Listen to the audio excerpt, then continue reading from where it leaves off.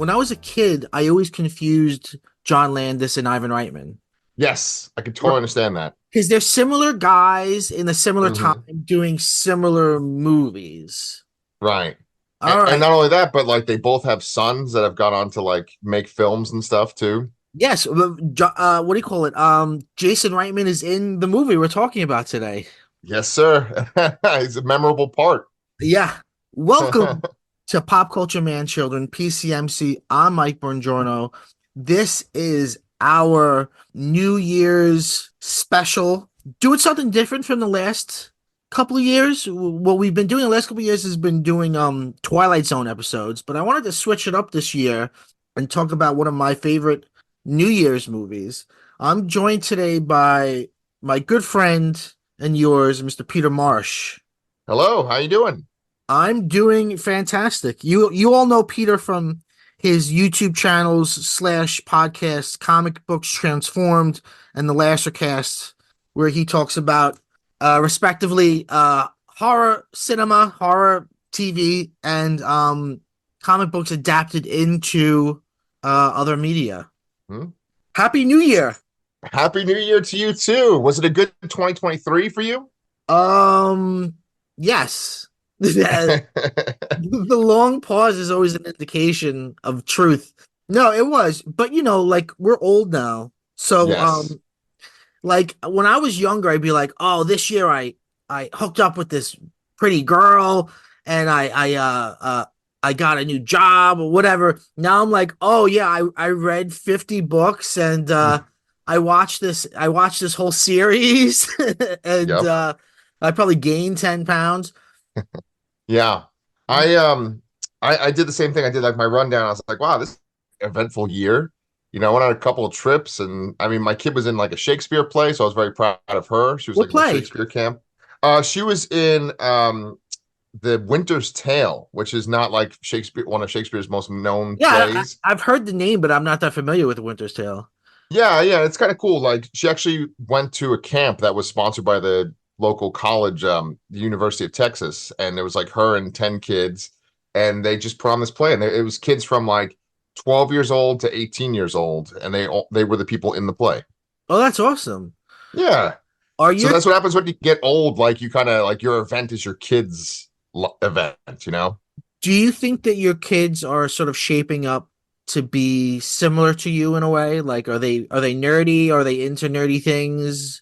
Do you see Yeah, them being like over fixated on like the mythology of things? I kind of maybe try to force them to be, you know? With my one daughter Clementine, who's 7, like right now we're watching Avatar: The Last Airbender. I watched it with Awesome. Pepper. Yeah, yeah. And it's funny because I was really excited to watch Star Wars with Clem. She's 7, and I just put up my Star Wars Christmas tree, but then she had a nightmare about Chewbacca, so we can't watch Star Wars right now. Oh, I mean, I get it.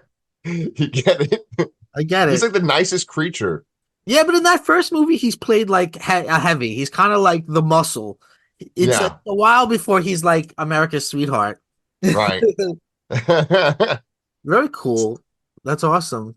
Yeah, so I'm actually like super honored to be on for this particular episode because I'm kind of surprised you've never covered Ghostbusters 2 on your channel. Yeah, years ago, I did an episode that we just called Ghostbusters, where we kind of talked about like everything up to that point. We talked about the original part two, 2016, and the real Ghostbusters and the toys. And we can talk about all those things today too. But today we have a focus on Ghostbusters 2, um, which I was thinking about this yesterday. A lot of times people ask me what's the movie I've seen the most. I don't know if you get that question. Um, Yes. and I always go, oh, it's got to be either Ghostbusters or Star Wars, and I'm not exactly sure. I mean, A New Hope.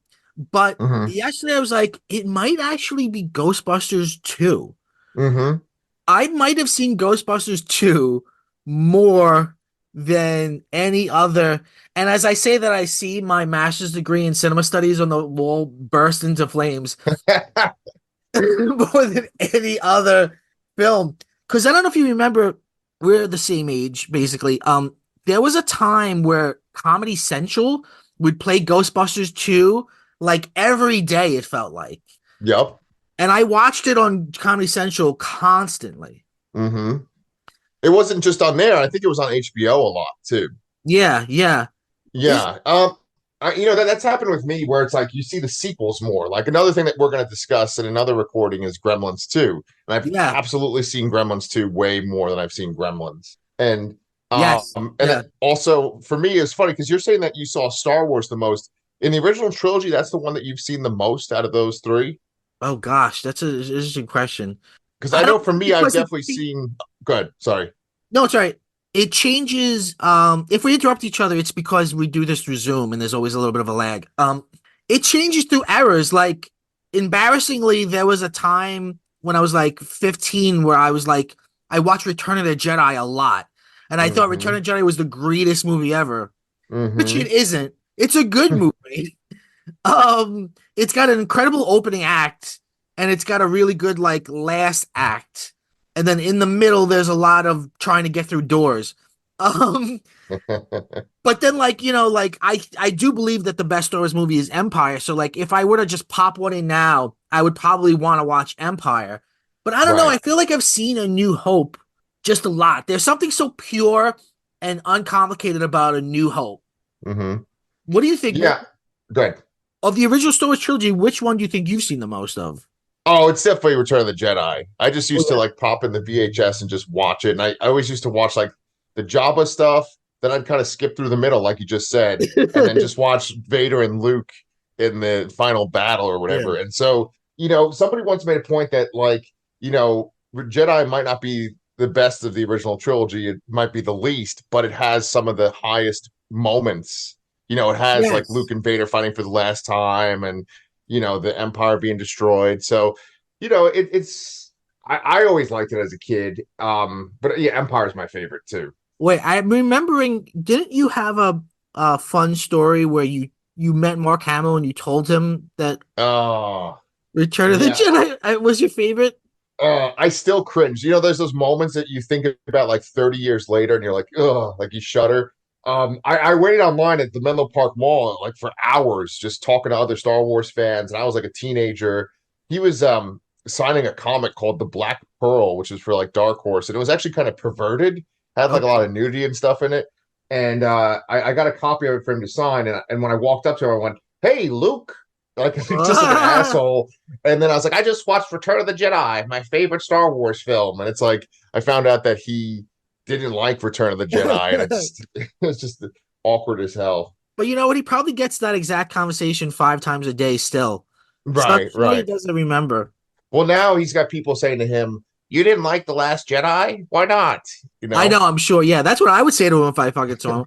I'd be like, that was the greatest performance of your life. Shut up. Um, Vin Forte, and it's where this is the Ghostbusters 2 episode. We're already talking about Star Wars. uh, Vin Forte from Pop Culture Man Children. He was in an elevator. He met David Lynch, and he was like, "Oh, you know what I'm going to say to David Lynch? I'm going to say something like really like um inside baseball that like will show that I really know a lot about him." So he said something like, "Oh, it would have been great if you had actually made Return of the Jedi." And David Lynch was like, "Yeah, okay." And just completely just was like uninterested in the conversation. So Oh my God, I am incredibly a Vin Forte, man. Like, I would love to meet David Lynch. Sometimes I fantasize, like, is it possible for me to meet him before he dies? How can I make that work? And I know it's impossible. meditation, that's the way. That's Yes. the way. And if you talk to him about meditation, he'll talk. He won't. I imagine he would not want to talk about movies, especially his. But if you talk to him about like TM, he'd probably be way into it. Right, right. Believe me, I signed up for it at one point. Like, I get the newsletter. It's just that you have to spend like thousands of dollars to Yeah, do it. it's a little bit like, well, it's good, but it's a little bit like Scientology that way. It's Right, expensive. right. All right, but this is the Ghostbusters 2 episode. Ghostbusters 2 comes out in 1989, directed by Ivan Reitman, written by Dan Aykroyd and Harold Ramis. Composer is Randy Edelman. The original composer for part one was Elmer Bernstein, who does an incredible score. The score is reused. Well, the themes are reused in Ghostbusters Afterlife. I'm actually Mm-hmm. partial to the score from Ghostbusters 2. I like it. And in fact, this Mm-hmm. is very embarrassing. I find often in my life I hum it. I'm just like humming the Ghostbusters 2 score. Um and I there's a great book that if you're interested in Ghostbusters, it's totally worth reading. What's it called? A convenient para. I've got to look up the name because it's an interesting name. Sure. Okay, it's called A Convenient Parallel Dimension: How Ghostbusters Slimed Us Forever. It's a Huh. really interesting book about the making of all the Ghostbusters. I will say that it focuses on the more it's kind of trashy. Like it focuses on negative things. And I'm not saying that it lies. I'm sure a lot of what it says is true, but a lot of it is like hearsay. Like he'll write in the book, like, these crew members said Ivan Reitman is an asshole to work with. And it's like, okay, but like, how do you prove that or disprove that? But yes, last night I reread the chapter in Ghostbusters 2, Hmm. and Elaine May, the actress and comedian, she was in a comedy troupe with the director Mike Nichols. She actually had a 6 hour meeting with Harold Ramis and Dan Aykroyd, where she kind of like helped them focus on the script. Like she just read the script and she asked them a ton of questions, like, well, what about this? If this could happen, why not this? Why doesn't this happen? Why does the slime? How is the slime connected to Vigo? Blah blah. And they said that she didn't really rewrite anything, but their conversation with her really helped them refocus the final draft of the script. Okay. Um, That's really interesting. It's funny because you think of Dan Aykroyd as like a madman, right? With his Crystal Skull vodka. yes, And he wrote Ghostbusters 1 and this, like you said, with Harold Ramis. But like whenever you hear the original pitches for Ghostbusters and for this, yes, they always sound so fucking bonkers and yes. crazy, Well, right?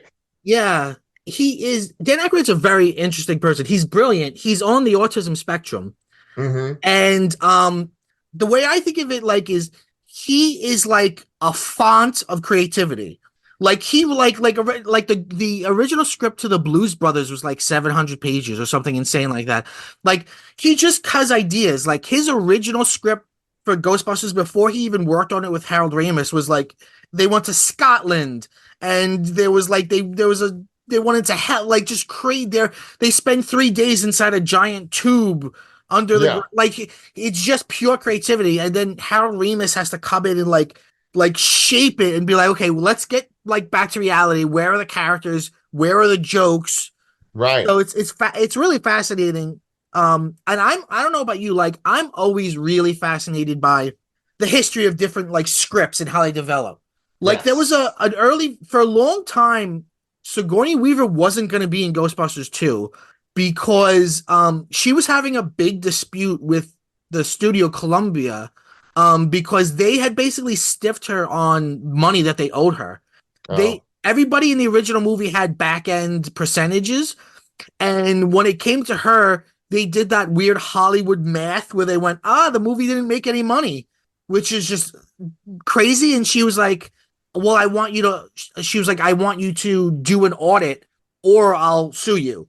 And then eventually, so they were like, okay, she's not going to be in the movie. right. And they wrote some other character to like take the place of her. And then eventually, like, they gave her the money because they didn't want her to sue them, and she was in Ghostbusters 2. But I'm just fascinated by like different script versions. Yeah, yeah. Well, if we're talking about Dana Barrett, for example, she was originally supposed to have been with Venkman, and Yeah. Oscar was supposed to be their kid, but then you know, uh, what's his face? Bill Murray thought that that would make too much of a focus on Venkman and not the Ghostbusters as a team. And also, like not Ivan Reitman, Harold Ramis wanted to focus on the idea of like the Ghostbusters sort of like not being heroes anymore, that the kind of like losing Yeah. their fame and stuff, and which you see a lot of in the beginning of this movie. It's funny too, because going back to that Dan Aykroyd point, apparently Oscar and the whole storyline with him got taken from a script that Dan Aykroyd wrote about like a baby that had like supernatural powers. Did you read that? No, I've never heard that. Yeah, yeah. I read it, and like and this is all off of Wikipedia, so who knows how reliable this is. But it was saying that he wrote a script where a baby had like supernatural powers and like special agility that was beyond its age. So could you imagine like in the early '80s a movie about a baby that could like move real quickly and terrorize people. Wow, that's amazing.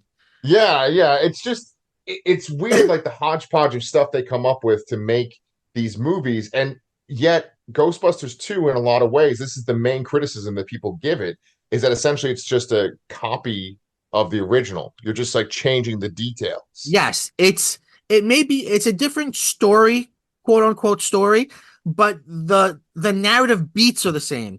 Like Right. Peter McNichol's character Janusz is just the same point of as Lewis Tully played by Rick Moranis. It's Dana. The thing is focused on Dana. The they go into business again. There's a montage of them being successful in business. It's really like beat for beat the same thing, which is always the worst kind of sequel, I think. Right. But And people. I'm go sorry. ahead. No, there's a giant creature that walks through the city at the end of the movie. Okay, so and we can bounce all around because that's just the way me and Peter think and talk. And I'm gonna assume that like you guys have everyone listening has seen Ghostbusters too. So I don't feel any obligation to like summarize the film to you. Like we're talking about Ghostbusters 2. So since you brought that up, I want to say if I had to say like what's the worst thing in this movie, what's the thing that does not work? It's the Statue of Liberty. It and even they have said, it's the only cynical thing we put in the movie. It's the only time we thought, not that it's cynical, but it's the only time we cynically thought, well, the first movie ended with a giant thing. We need a giant thing in this. But, like there's always a reality to every narrative. And those realities can bend in ways, but then like there'll be these breaking points. Somehow in the silly world of Ghostbusters, where like, uh, ghosts can drive buses. Like the idea of the Statue of Liberty coming to life and walking through the city is the breaking point. It's too much. It goes from fun to silly. It doesn't make any sense because the idea is they're supposed to be inspiring people. And would you be inspired if you saw the Empire State Building walking down the street? I think I would shit my pants Yeah, instantly. I think that's really terrifying. Yeah. And I mean, like the Statue of Liberty steps on a cop car at one point, and it's funny, like you just be worried about it stepping on someone. It's like not Stay Puft the Marshmallow Man, which is huge, but he's all doughy and stuff. This is this big metal structure just walking by. right. And it doesn't look metal. It's like bending and the fabric is moving. So like what the slime made it no longer metal. Yeah. Also, If it's you're on. I mean, this is getting like really particular, but like Statue of Liberty is on a pedestal, so she would have to jump off of that, and then also like walk through the water. It's the dumbest thing in this movie, and it's just super dumb. It's just dumb. Yeah, yeah, I agree. If you're asking me what is the thing that I think breaks the movie or like I dislike the most, I actually dislike that their logo gets changed to where the ghost is holding up two fingers. I agree. Because Oh yeah, I agree. It makes no fucking sense. right, I get that like for the movie it's Ghostbusters 2 and it's doing that, right? Yeah. But like why as a business would the ghost be doing this, you know? Right, right. But this is our second chance at being Ghostbusters. Right. But as far as the Statue of Liberty goes, I remember that when they were filming this, it was like a really big deal and they were looking for a lot of extras. And so that whole sequence at the end where they're around the art museum, they had a whole bunch of New Yorkers just Yeah. there. And my dad was there. Like he saw Really? Ecto. Yeah. Yeah. He saw Ecto. I think it was Ecto 2, right? Because it's all Ecto Ghostbusters 2. 1A. Oh, Ecto 1A. Okay. Okay. So he saw that and like, I think he was like in the crowd and stuff at one point. Can you But see him in the movie? yeah, yeah, my dad was there. He was the one that's saying crazy things to other people in the background. No, no, no, no. Like, I don't think you see him at all. But like, to me as a kid, because this came out in '89, so I was like 7 years old, and just the idea of my dad going to where they're filming the next Ghostbusters movie, that just blew my mind. Wow. Yeah. Did you? So yeah, let's talk about our personal histories with it. So it Sure. came out in 89. I was born in Hmm. 83. So I was like a real little kid. I saw it in the theater. I went with my dad and my older brother. Hmm. And the only thing I remember of the experience though is that when the bathtub comes alive in that Mm, scene, I like got really scared and I went to run out of the theater and my dad grabbed my shirt and yeah. was like sat me down. Um I was like so freaking scared. But like yeah, that was the first Ghostbuster movie that I saw in a theater and but I was a big fan of the real Ghostbusters. Mm-hmm. Mm-hmm.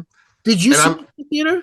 I yes, I did. And my parents, my mom had this really bad habit of like covering my eyes if she thought that it'd be kind of like a scary part, or if we were watching a movie that had like sex or like extreme violence, she would cover my eyes. And I bet you she covered my eyes for a couple of parts of this movie.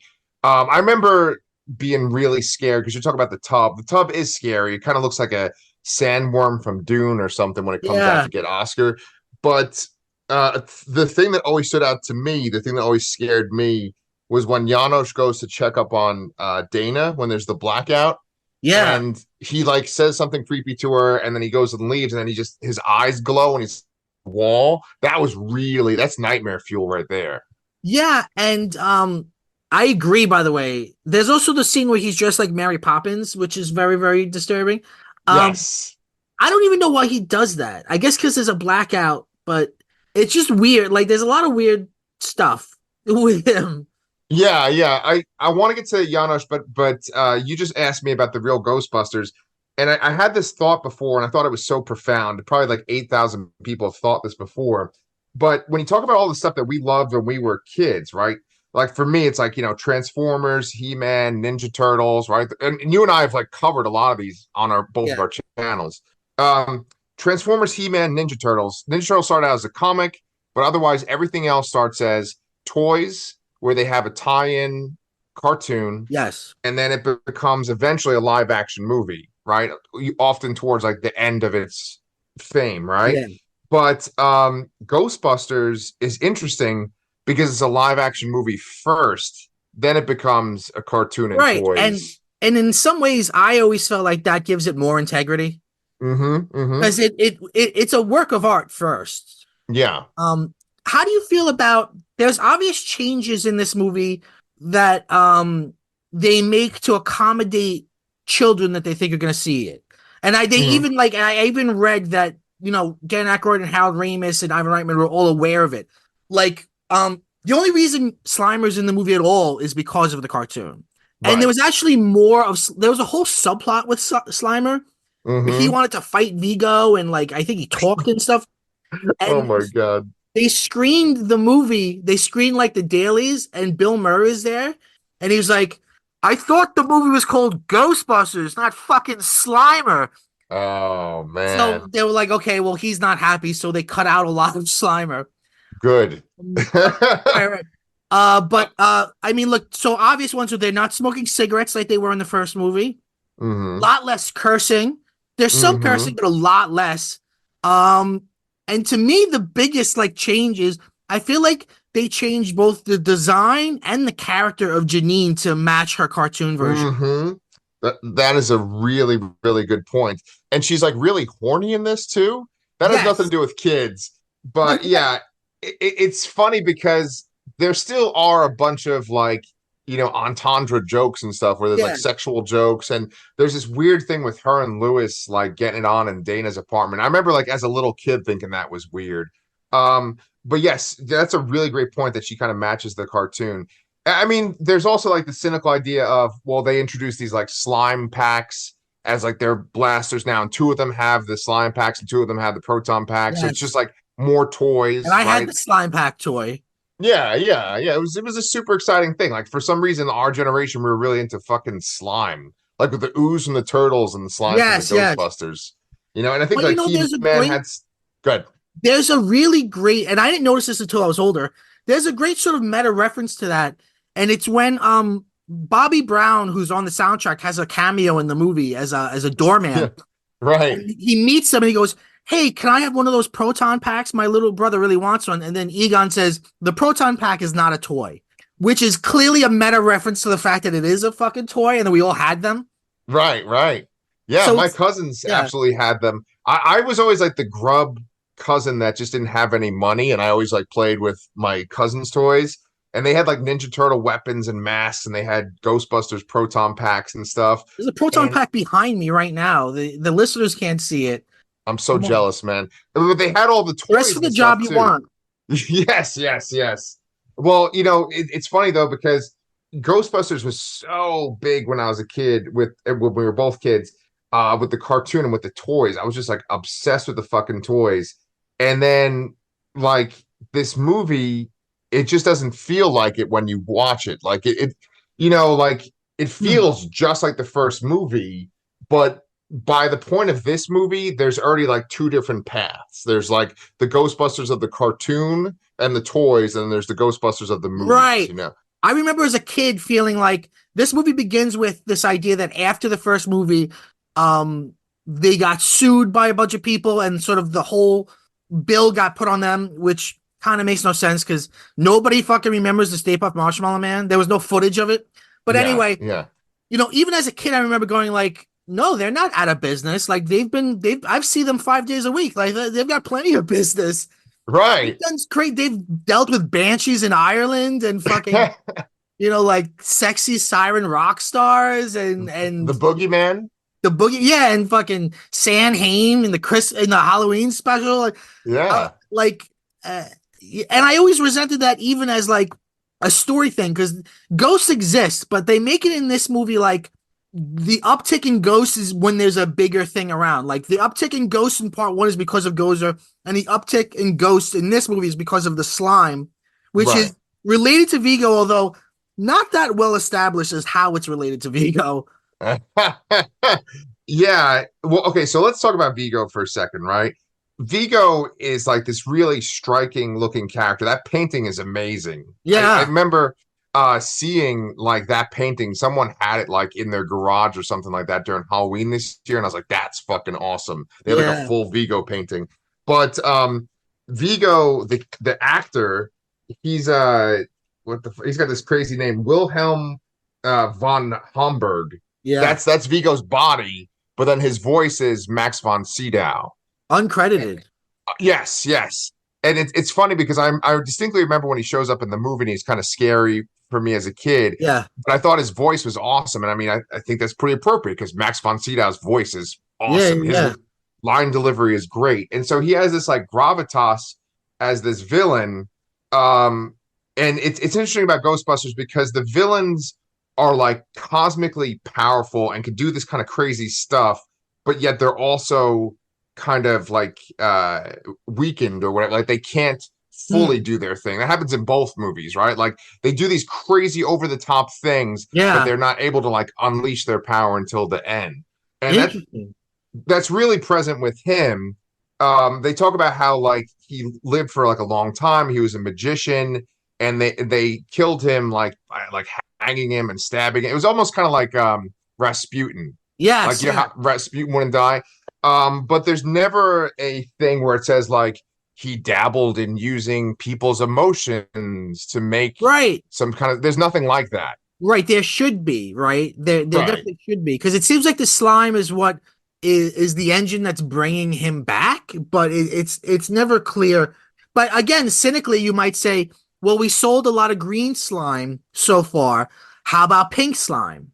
Right. Right. I Right. remember speaking of the Ecto 1A, they even though it was the movie, smartly the real Ghostbusters toy line made toys relating to this movie. They never made a Vigo figure, but they made the Ecto 1A. And I remember my parents being like not wanting to buy it because it was literally the same toy. It just had different stickers. It had the sticker with the the two sign Right. and purple like slime stickers, and me being like I want it, and they were like it's the exact same toy you already have. And eventually I Yeah. think I won and I got it, but even now Yeah. it's like what a cheap fucking thing. Like you couldn't like do some kind of an update. Like it was the exact same toy, even like to the point where like how like they would put indents in the plastic for where the stickers Mhm. were. You can see like when you put the ghost symbol with the two fingers up, it didn't fit because it still was indented for the original. Oh yeah, yeah. Oh man, that ghost should have just been holding up his middle finger at that Yeah. point, you know? Yeah, I'm glad You're good thing you're not really a Transformers fan because your parents would be like, "This is the same fucking toy like 8,000 times. How Oh, is many that? fucking Optimus Primes are there?" You know? Oh, would they recycle shit a lot with Oh my God. Yes. Yes. I mean, first of all, like, I don't want to go down this tangent, but like, there's certain characters that are just recolorings of other characters. Like, there's like Starscream, but then there's like, Thundercracker and Skywarp. They're all the same character. They're just Yeah, different yeah. colors, you Yeah, know? yeah, yeah. Well, the Yeah. audience should know that Peter's like biggest fandom is Transformers, which is one that I'm not into. Right. It's just like maybe it's because I'm like a couple years younger than you. Something about it just went by. Like in my childhood, it's like Ghostbusters, He-Man, Ninja Turtles, Power Rangers, a little bit like Thundercats. But Oh, Transformers just yes. Transformers and G.I. Joe are the two that I have like almost no connection to. Yeah, yeah. That really is a difference in age for us because like these things they kind of rose and fell and just one would just take the other one's place. And so you kind Literally, of yeah. yeah, you were kind of around when Transformers was going down and then Ghostbusters was going up, Yeah. and then eventually Ninja Turtles too, But let's tie it back to the movie. I remember as a kid, Ray and Winston go to this kids party Yeah. and they frame it like they're going to go trap ghosts because they got their suits on. They say how Right. big are they ask the woman how big are they, Yeah. and then they say like they're about this tall or something like that, and you think she's talking about ghosts, but then it's a kids party. And I remember like even as a kid watching that scene and be like, why the fuck are they at a kids party? Like these guys, you know what I'm saying? Like they saved New York City, Right. right? They should be like in charge of the government or something, Right. Right. right? Right. Right. And so they do this hokey dance which incorporates the from the original movie. They're doing this song, they're doing like a little dance, and then they say, who are you going to call, and the kids are like, He-Man. Yeah. And in a weird way that even feels more dated than Ghostbusters. Right. Because He-Man, I think was popular kind of before-ish Ghostbusters. Right. He-Man begins in '83. Ghostbusters comes out in '84. Right. Yeah. And just But He-Man never reached those heights of Ghostbusters is always cooler and more popular. right. Adults like Ghostbusters. Right. Um, did you do you like that they do that? Some people really hate that they make that the Ghostbusters song exists within the world of the movies. I don't I kind of like that fourth wall breaking thing. But how do you feel about it? Yeah, I mean, it just kind of goes back to the thing with the ghost having the two fingers because it's just sort of like they're aware, like somehow the movie exists in its own world, but then it's also our world too, and and then the world knows about Ghostbusters. It's okay. It makes this movie feel unique, and I don't know. I just kind of dig it. Yeah, yeah, yeah. All right, since we're going all around, let's talk about what I think is one of my favorite sequences, which is the courtroom stuff. Yes, good call. You've got this great character actor, Harris Yulin, who plays the judge, and he's so great as the judge. He's like, I don't want to hear any bullshit about any ghosts and goblins or spooks and like it's so fun. He's so funny as like an angry guy. And Yeah, these movies, and I'm not the first person to say this, these movies actually have a very conservative point of view, both politically and socially. Like it's all about going into business, and business should not be regulated, which is very Republican. But also, um, the villains in these movies are all people that don't believe in ghosts. So like if you yeah, don't believe in ghosts, you're a fucking asshole and you're an idiot.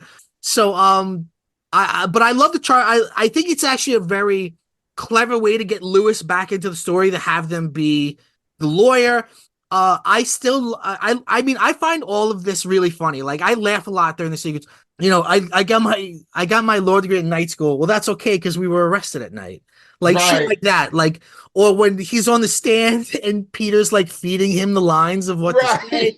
It's all right. really funny stuff. Yes, yes. What's interesting about Ghostbusters, right, is you have Harold Ramis, Dan Aykroyd, Bill Murray, and then Ivan Reitman, and they made all these like comedies besides Ghostbusters. That courtroom sequence before the Scoleri brothers Yeah. shows up, that feels the most like their other movies. Interesting. Yes. Yeah. Just like the delivery, like first, another great part is when Lewis comes up and he pleads their case, and he's like, they helped me once out because I turned into a dog. Like it's so fun, even when like the ghosts attack, there's this great part where like the Ghostbusters are like, hey, we're not going to help out because I thought you didn't believe in ghosts, and then like, well, you got to talk to my lawyer first. And then like Lewis just jumps into frame, like his face Yeah. pops. He's like, "That's me!" And it's like, first of all, Rick Moranis is just fucking comedy gold. He's so good. But yeah, but I mean that sequence, like, it's great because I feel like the Scoleri brothers, the way they look, like that's ILM, like at its like peak. I Yes. love the way they look. Yes. They look Yes. great. There's this fucking amazing part in that sequence where they pick up the woman who's on the prosecution Yeah. and they like carry her out of the courtroom, and the ghost like goes through the door, but Yeah. then the door opens up and she goes through it. I just think Yeah. that's so kind of cool and dynamic for Yeah. 1989, It's you so know? well done. I Right. think, I mean, for 1989, Yeah. I'd say almost all of the effects stand up. There's Oh not a lot yes. that's Oh yes. cringy. Like a little Right. bit, the sort of like shell of slime over the museum doesn't look great, but a lot of it, anything like practical looks great. Mm-hmm. Yeah, Slimer looks really good. Vigo, all the stuff with Vigo looks good. The river of And slime looks amazing. yeah, yeah. And every time like the slime kind of becomes something and tries to like grab Yeah. someone, that's really Yeah. cool too. Yeah. No, like I kind of miss when ILM movies looked like this, Yes. like there's this sort of golden age that's like, from here, like, and I think like obviously Star Wars, Raiders of the Lost Ark, and then like Jurassic Park, like all that stuff is so good and like so it just matches everything else that's real in the frame, Yeah. Yeah. Yeah. and it's just things have changed. I don't even know what ILM makes anymore. Like I guess they made the sequel trilogy and they Yeah. probably work on the Star Wars shows, but um the effects are just so fucking good in this movie. No, they're incredible. They're incredible. Um, I love the moment where Peter is being cross-examined by the prosecutor. And by the way, I wish the prosecutor wasn't a woman because, of course, he's sexist towards her, which is like the His shtick. problem with the character of Peter Venkman in our contemporary world. Looking back, he Yeah. basically just negs women and Yeah. gaslights women.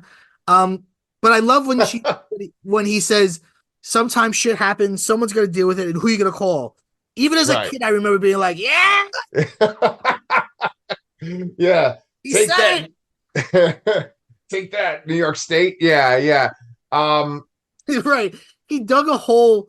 They dug a hole in the middle of a street, unauthorized, and made a massive blackout. And we're Yes. rooting for them. Right, right.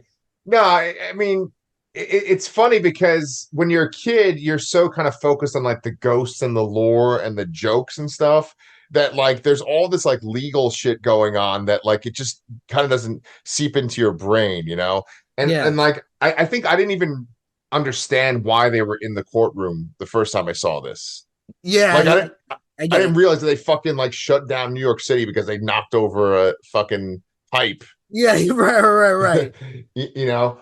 Um, I love all that too, by the way. I find when they're like digging in the street and they're all like being like, "Oh, Ziggy, where you think yeah, where you think this came from? The sky? right, right. Oh, Yeah, I don't. Why are you gonna come down here and right? What does he say? Why do you have to come down here and shake my monkey cage? yeah. Stupid It, shit.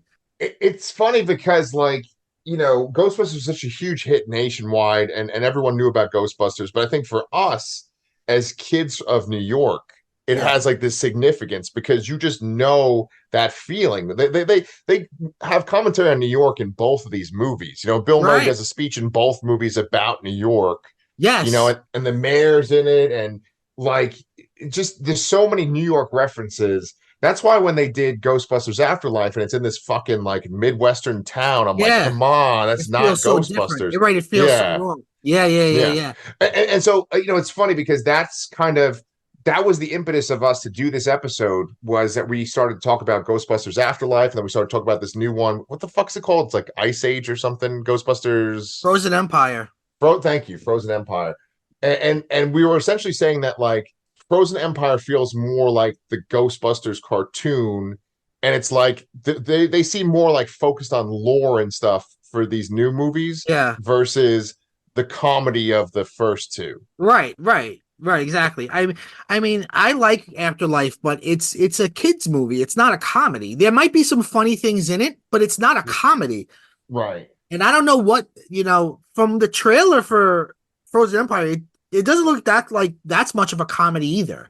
It looks No. like it wants to be like an adventure movie or whatever. I'm not sure what it is. Will I see Right. it? Of course, I'm gonna see it. Right, Um, right. It's just like, and so okay, so I've watched a whole bunch of videos that talk about Ghostbusters 1, Ghostbusters 2. The guys on Red Letter Media really love yeah, yeah, Ghostbusters. And a term that I hear often, and this also is on another show I like, uh, The Weekly Planet with Mr. Sunday and stuff. On both shows, they always say that Ghostbusters is like lightning in a bottle, the yes, first one. It's just all these different factors, all these different weird things coming together to make this movie that you can't really recreate. yeah. And so this one, it has like the frame of the first one. They just kind of change the details, like you said, the story beats.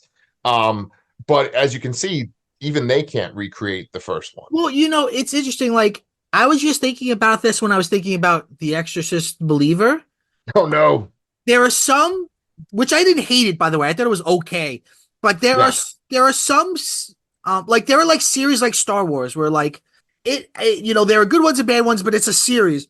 But Ghostbusters and The Exorcist and Jaws, there are some series that are like they're not really series. There's like one, a credible one, and then just various attempts at recapturing that lightning in a bottle.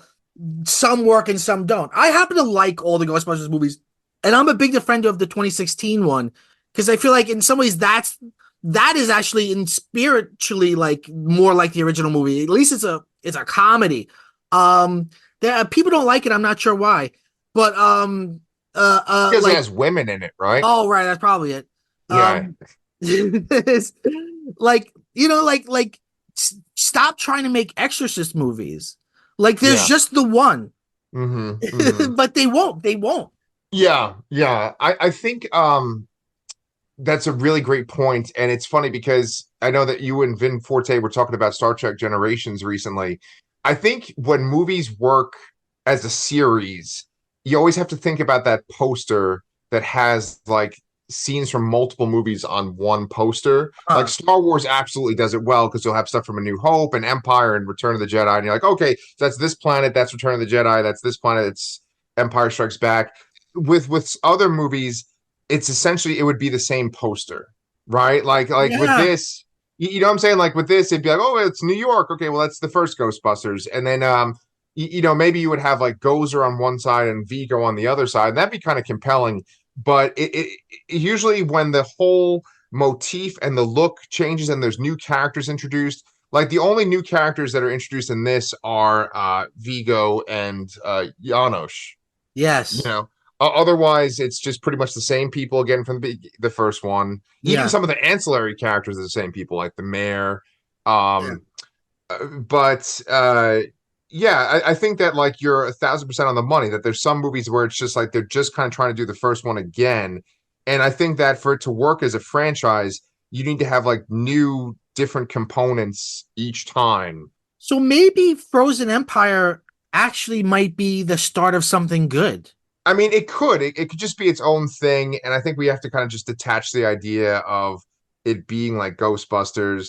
Um, these movies really what it falls down onto is like two things, right? Ghostbusters 1 and Ghostbusters 2 is essentially the main thing is the characters. Venkman, Egon, Ray, Winston, right? Yeah, Though that's the main appeal of this movie is those comedians together in yeah, this yeah. environment. Then the second thing is like the cool set piece sequences with weird ghost stuff, Right, right? right, right, And right. and I think that Afterlife didn't have cool set pieces, and the characters. Some of the characters were actually kind of embarrassing. I thought in Afterlife, but, you're saying you kind of liked it. I didn't really like it that much. There's one part where Carrie Coons, right? I don't know if it's Carrie Coon or Carrie Coons, the mom in Uh-huh, it. yeah. Like she is possessed. Like her costume changes to where she's like regular clothes, and all of a sudden she looks like Sigourney Weaver in the first one with Yeah, the yeah. dress and everything. And I just fucking hated that moment so much Why? because I'm just like, I get that you're doing the exact same fucking story, but you're like literally going to change her outfit to match Sigourney Weaver's. You know, Right. I just thought it was so stupid. I don't know. You Yeah. know? Um no, you have to. I mean, this is like the larger question of Lego sequels is Yeah. the balance between what's familiar and what's new. Right. Um and how, how much, what's the formula for it? You know what I mean? Like, Yeah. who knows? Frozen Empire might be the last Jedi of Ghostbusters. You know, really, because they might go in a totally different direction to the point where some Ghostbusters fans hate it. Yeah. Yeah. Right? I mean, like Yeah. I mean, that's the thing. Like, I love the Force Awakens, but it's like a beat for beat kind of remake of A New Hope. Hmm. It's like, and someone else, one reviewer said like it's like a best of Star Wars, right? Like, Yeah. so like, Um, right, I think that the key thing with any sequel, but especially these legacy sequels, is the thing that you have to be consistent about, the thing that you have to focus on is just the characters. Like the characters are going to act a certain way, and that's why people love these franchises because of the characters. You don't have to try to like awkwardly set up things so that they repeat story beats from a previous movie. You right, just have to give the characters the opportunity to be those characters. Like give Luke the chance to be Luke, give Venkman the chance to be Venkman, yeah, right? But it's like you don't have to like fucking recreate the factors so that's like, well, now this person has to be possessed and Gozer has to right, come back over exactly, here. Like exactly. you don't have to do that, Yeah, you it's know? interesting that you say that because you were talking about how in one of the early scripts of Ghostbusters 2, Peter and Dana were married and Oscar was their child. But they said, you know what? Peter he's the most funny when he's hitting on women. So if he's Right. married to her, he can't be hitting on her, or we have him hitting on another woman and being unfaithful to his wife, and the audience wouldn't like that. So No. they really broke them up only so they could have him try to court her again. Right, Because right. courting her is what, which but now is like the most cringy stuff in our post Me Too world. But Yeah. courting her is the stuff they felt like was the most funny. Yeah, well, it's just this idea of they think, and this happens more often than not, that they think that, oh, they just want to hear the same story again. But like we live, like we could just put on the fucking movie and watch the story again. Right, What we want is a continuation of the story and seeing the characters in new scenarios and encountering new things. But they stay consistent, but they're introduced to new things. That's why Empire Strikes Back is so fucking great because it's not A New Hope right, again. right, right. It's this totally different thing. The structure is different. What happens is different. But do Um, you think that that is just when you say we want? Do you think that's just viewers like you and I? Because think about the oh, Last Jedi, like people who love the Force Awakens, Tim to be the ones that hate the Last Jedi, and it's like, well, what did they want? yeah, yeah. Um, hmm. Well, I think that movies are manipulative in general when it comes to like music and just like they'll play certain music to get a reaction out of the audience, and especially Ghostbusters is a great example, and of course Star Wars is the perfect example Yeah, where it's like, oh, it's the Force theme. I know what to feel here, right, and I right, think right. people want to have those feelings, and I think for the majority of the audience, not people like you and I, as long as they feel fulfilled with that kind of thing. Like, oh, it's the Force theme, and someone's gonna wield a lightsaber. Oh, I'm supposed to be excited. Oh, I remember Yeah, this, yeah, right? yeah, yeah. It doesn't matter if it's like, oh, that's the same fucking thing that happened in three other movies. Like, who they don't care. Right, right, right. But it's all in the delivery. Like, because I like the Last Jedi a lot too, but I still have problems with it as well. I don't think anything's perfect in the sequel trilogy. There's nothing that like No, stands, not at all. and so that's why like Empire is a great example because like it has some of the same themes from A New Hope, but then it has like Darth Vader's theme. It has like this whole new thing. Right, right. And I think that just in general, audiences just want to have that kind of same feeling. But I think for more like people like you and I who like are into film and you've, taught film and stuff, you want something more profound and different that Yeah. challenges you, Yeah, yeah. you know? Right. No, yeah. I mean, I think in general, the formula for sequels is always a an uphill battle because you have to do two counterintuitive things at once. It has to be new and familiar. It has to be different and the same. And Yeah. how can something be different and the same? Right. Like, and that's the general problem that you have with any sequel or any series. Yeah. But before we close up, I mean, we could Yes. talk about Ghostbusters 2 for little hours, and Oh, I yes. have. Yes. But before we close up, there's a few things I want to mention. Going back to the courtroom scene, I always hated that Winston's not in the courtroom scene Yeah. Yeah. because you see him in the trial at the beginning when he's talking to them when they're on the bench. So that means that implies that Winston left, that he ran away with everyone else. And I refuse to believe that. Yeah. Yeah. In my head canon, Winston was like, "Oh, I gotta go get my cigarettes from my car," and Right. he like got in his car and like I don't know, he like got stuck inside. He was like, "Oh, I can't get out," and oh no, there's something Right. going on, and I can't help him. Uh, That actually would have been a fantastic joke if after they have their heroic moment and bust the ghost, he like walks in with his cigarettes, and yes, he's like, "What I miss?" Like yeah, that'd be funny, yeah, Yeah, yeah, yeah. and I want to say that I'm genuinely still scared by when they're in the subway. That Oh whole sequence of yes, the subway with the heads on the spikes. That's yeah, genuine. But see, that's almost the most brilliant. Because see, when Ghostbusters is really funny, it's like Marx Brothers. It's like how do you make different people figure together? How do they bounce off each other physically and verbally? And that sequence is both scary and funny. Like it's scary, but then like they're like, "Where's Ray? Where's Ray?" And then he pops out of nowhere and scares them, and they're like, "Oh, okay." And then it's brilliant. Everything about that's brilliant. It scared the shit out of me as a kid. I think it's still very scary now. right. And It, yeah, yeah, it's this great sequence. One thing that I don't think we ever really discussed that much on our shows, or at least on my shows, I don't discuss, is like the sound design. But yeah, yeah. like all the things that we've given praise to have amazing sound design. Star Wars has incredible sound design. Ghostbusters has incredible sound design. Right. And like when that voice goes Winston, Yeah. it's this amazing voice, and it feels like it fits into this Ghostbusters world. Yes. I love that whole sequence, and then the train shows up. It's just this set piece. There's no fucking train in the first movie. Like that sequence in the tunnel, you could say like, okay, well, it's similar to like maybe them being in the library in the first one or Right. something, right? But But it's it's cool not because it real. doesn't have Peter because it's the other three. Right, right. I was gonna say it's like not the exact same sequence. It's something different. Yeah, yeah, So, yeah. And it's a yeah, combination, and like the library sequence, it's a combination of funny and scary.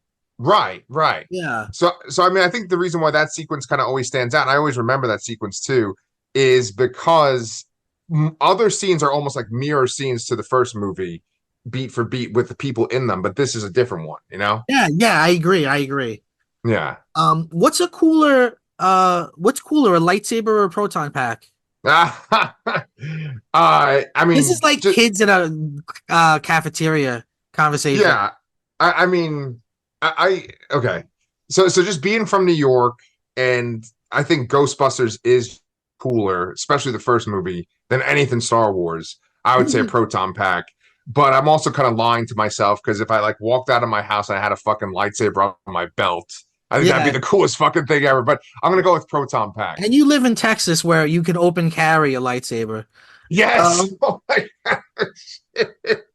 uh, Yeah, yeah.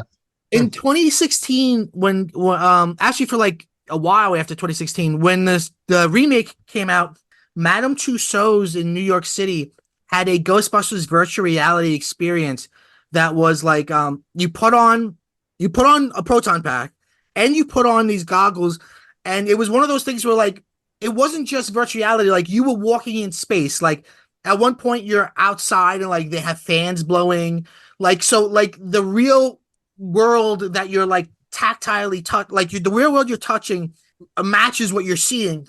And I have to say, and I went with a friend, I as if I had been training my whole life for it. I snapped right into it. Like I my friend was like, at one point you go in an elevator and then you go down and it opens and there's like a scary hallway.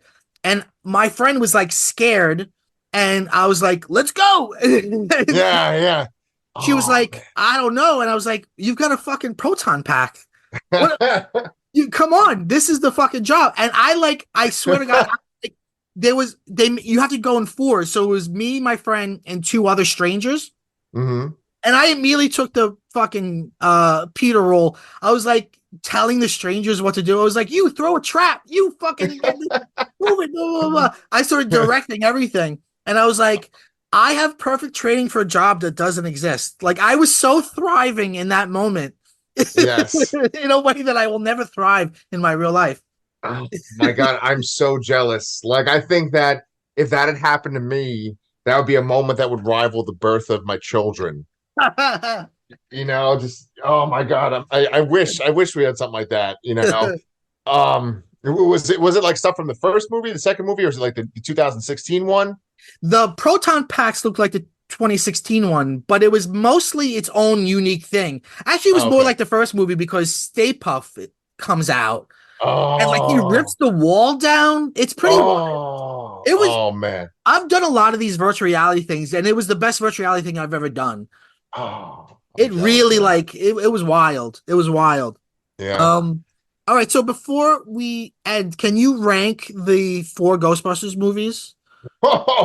Okay, okay, okay. Um, okay. All right. Obviously, okay. This one, I don't want people to think I'm a misogynist. If we're talking about enjoyment, I would, God damn. Okay, okay, fine. Afterlife, Ghostbusters 2016, Ghostbusters 2, and then Ghostbusters 1, which is like chronological order, right? So each one gets a little worse for you. Yeah, yeah, yeah. I like the 2016 one, but I don't like enjoy it a lot. And it Yeah. also kind of hits those same story beats too. And then Afterlife, I just feel like, I hate when the legacy sequels become, oh, we just have to do the whole movie by the very end. Like we just have to do the same Yeah, thing. yeah, I hate yeah, that. Yeah. yeah. What about you? When I first saw Afterlife, I ranked it higher than Ghostbusters 2. And I still like Afterlife, but I'm not as high on it as I was. I actually think I might go worst to best. Fuck. I might go a- Afterlife Part 2, 2016, and then the original. I think Wow. 2016 is really good. And every time I watch it, I like it more. It's funny, it's inventive. I really like 2016 a lot. Um, but again, this like my whole life though, I always heard like Ghostbusters 2 that sucks, and I never, even as like I never got it. Like, and it's I can look at it as an adult with adult eyes. You know what Yeah. I mean? Like I could watch stuff as a kid and know that it's objectively not great. But Right. I can't tell you that objectively Ghostbusters 2 is bad. I think it came out like a week before Batman. And Oh my I think, God. and like Indiana Jones Part 3, I think like it had so much crazy competition when it came out. I feel like everyone was like, who cares about Ghostbusters? Like it's Batman fever. Yeah. Yeah, that is I was gonna say that at the very beginning of the episode was that I remember going to see Batman in the theaters. Like I specifically remember like being in the parking lot afterwards and stuff. Like Batman, that was like a nuclear bomb going off in my Yes. brain Yeah. seeing that. So I think that's why probably Ghostbusters 2 gets overlooked, because Yeah. Batman was such a big deal. Yeah. Absolutely. Absolutely. Yeah. Well, everyone, happy new year. I hope your 2024 is great. Peter, thank you so much for being here. Can you tell the folks where they can hear more of your insights? Let's do this. Let's do this. Okay, so just come over to YouTube or Spotify and type in The Lassercast, and you'll see me and my friend Danny. Mike did a great description before. Right now, we're covering the show Monarch, which is kind of cheesy. It's on Apple TV, but it's set in that MonsterVerse universe. But we're going to have our best of 2023 episode soon, and I'm watching a whole bunch of horror movies to catch up with that. You could also come over to YouTube and Spotify and check out the Comic Books Transformed, where me and Brian are talking about streaming shows and movies. We're going to do a review of Aquaman 2 pretty soon, and we're going to do Rebel Moon, the Zack Snyder thing. I know you can't wait for that, Mike. I can't wait. And then there's some new episodes of What If coming up on there. Guys, I'm on Twitch too, where you can watch all this shit on there too. And one thing I tried, Mike, this is pretty candid, but some people, some writers actually write on Twitch where like they're streaming and they're writing. Oh Some of them wow. you can see what they're writing as they write it. Others they're doing it off screen and like you could just talk to them. But I'm just doing that now. I just started this week. It's just basically for me to consistently be able to write. No one was watching me at all, but I just was That's like, hey, interesting. You know, yeah, yeah, Harlan Ellison would write like he had this thing where he was like, I can write anything, give me an idea, I'll write your story. And he would do it like in the Macy's window. He did that yep, a few times. yep. Really interesting. Yes, yes. I actually know exactly what you're talking about. They would give him a challenge like every year, Yeah. and he would do it. Yeah, yeah, yeah. But yeah, so if you guys want to come on Twitch, I'm PR Marsh on Twitch, and you can come interrupt me while I'm writing, so I don't write anything too. So, Perfect. yeah, but yeah, thanks. I had a real pleasure talking about this. I could have gone another half hour I more know. with you. Me too, me too. All right, Yeah, everybody. This is PCMC. We come out every Wednesday. We'll be back next week. Me and Peter are gonna be talking about Gremlins 2, the new batch.